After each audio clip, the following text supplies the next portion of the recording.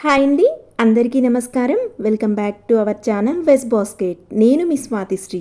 Veg బాస్కెట్లో ఈరోజు నేను ఎన్ని రోజులైనా అస్సలు పాడవని ఎంతో కమ్మగా ఉండే పిల్లలు కూడా ఇష్టంగా తినేలాగా అల్లం చట్నీని తయారు చేసి చూపించబోతున్నానండి. ముందుగా అల్లం చట్నీ కోసం కొలుచుకొని వాడే పదార్థాలను చూపిస్తానండి. ముందుగా 50 గ్రాముల అల్లాన్ని పొట్టు తీసి శుభ్రంగా కడిగి తడి లేకుండా ఆరబెట్టి చిన్న ముక్కలుగా కట్ చేసి పెట్టుకోవాలండి. అలాగే 50 గ్రాముల రాళ్ళ ఉప్పు, 50 గ్రాముల కారం. ఇది ఘాటు తక్కువగా ఉండే కారం అండి. ఘాటు తక్కువగా ఉండే కారంతో తయారు చేసిన అల్లం చట్నీ కమ్మగా ఉండి పిల్లలు కూడా ఇష్టంగా తింటారు. అలాగే 50 గ్రాముల చింతపండు అండి.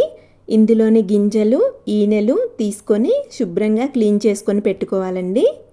అలాగే 100 గ్రాముల బెల్లంను ఇలా తురుముకొని పెట్టుకోవాలండి. ఇలా తురుముకొని పెట్టుకోవడం వల్ల గ్రైండ్ చేసినప్పుడు ఈజీగా గ్రైండ్ అవుతుందండి. ఈ పదార్థాలన్నీ కూడా అల్లం చట్నీ కోసం కొలిచి తీసుకునే పదార్థాలండి. ఇప్పుడు ఒక గిన్నె తీసుకొని అందులోకి 50 గ్రాముల చింతపండుని యాడ్ చేసుకోవాలండి.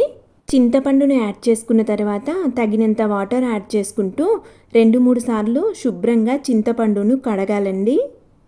ఇలా శుభ్రంగా కడిగిన చింతపండులోకి తిరిగి చింతపండు మునిగే దానికంటే ఎక్కువ వాటర్ను యాడ్ చేసుకోవాలండి. ఇలా యాడ్ చేసిన వాటర్ అల్లం చట్నీ కన్సిస్టెన్సీని అడ్జస్ట్ చేసుకోవడానికి ఉపయోగపడతాయండి. ఇప్పుడు స్టవ్ ఆన్ చేసుకొని నీటిని మరిగించుకోవాలండి.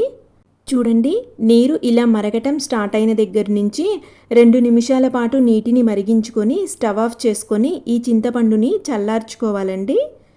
ఈలోపు స్టవ్ ఆన్ చేసుకొని ఒక కడాయి పెట్టుకొని అందులోకి 1/2 కప్పు లేదా 60 ml ఆయిల్ను యాడ్ చేస్తున్నానండి. అల్లం చట్నీలో ఆయిల్ను ఎక్కువ యాడ్ చేసినా తక్కువ యాడ్ చేసినా టేస్ట్ ఏమాత్రం చేంజ్ అవ్వదండి. మీకు క్వాంటిటీ ఎక్కువ కావాలన్నా తక్కువ కావాలన్నా అడ్జస్ట్ చేసుకోవచ్చు. ఇప్పుడు ఇందులోకి 50 గ్రాముల అల్లం ముక్కలను యాడ్ చేసుకోవాలండి.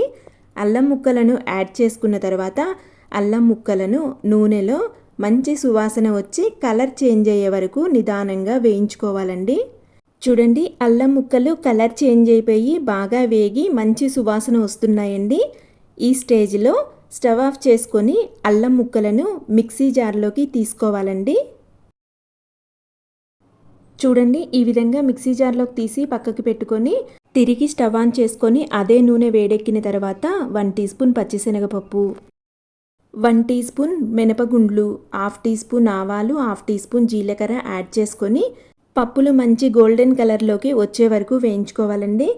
పప్పులు మంచి కలర్ వచ్చిన తర్వాత 2 ఎండుమిరపకాయలను 2 ముక్కలుగా చేసి నూనెలో యాడ్ చేసుకోవాలండి. అలాగే చిన్న బౌల్తో సన్నగా తరిగిన వెల్లుల్లి ముక్కలను యాడ్ చేసుకొని బాగా ఫ్రై చేసుకోవాలండి.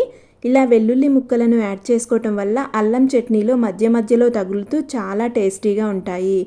ఇవన్నీ వేగిన తరువాత ఒక రెమ్మ కరివేపాకును కూడా యాడ్ చేసుకొని బాగా ఫ్రై చేసుకోవాలండి.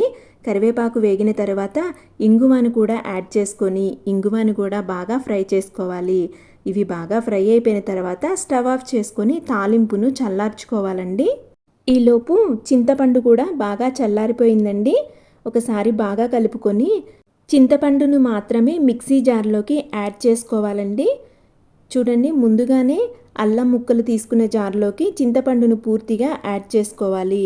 చూడండి, చింతపండు యాడ్ చేసిన తర్వాత మిగిలిపోయిన ఈ వేడి చేసిన వాటర్తో అల్లం చట్నీ కన్సిస్టెన్సీని అడ్జస్ట్ చేసుకుంటే అల్లం చట్నీ అస్సలు పాడవదండి.